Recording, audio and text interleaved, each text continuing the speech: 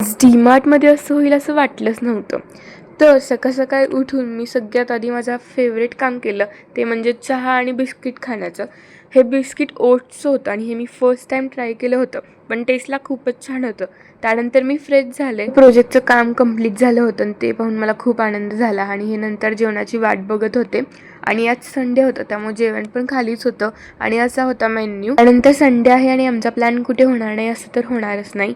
त्यामुळे मी आणि माझी फ्रेंड आम्ही निघालो होतो डीमार्टला, कारण तिला ते कपडे ठेवायचं घ्यायचं होतं. आणि इकडे आल्यानंतर आम्हाला समजलं की डीमार्टमध्ये पण हे खूप महाग होतं. ती बोली ऑनलाईन ह्याच्यापेक्षा स्वस्त आहे. मग आम्हाला झालं आम्ही आलोच का. आता डीमार्टमध्ये आले आणि काहीतरी घेतलंच पाहिजे, त्यामुळे हिने 1-2 वस्तू घेतल्या. आणि त्यानंतर डीमार्टच्या बाहेर आल्यावरती इतकं ऊन होतं आणि समोरच आम्हाला उसाचा गाडा दिसला आणि मी 100च्या स्पीडने तिथे गेले आणि ज्यूस घेतला आणि उसाचा रस खरंच खूप छान होता. पिऊन मला खूप आवडला. नंतर पटकन आम्ही घरी गेलो. त्याचं रिझन तुम्हाला नंतर समजेल.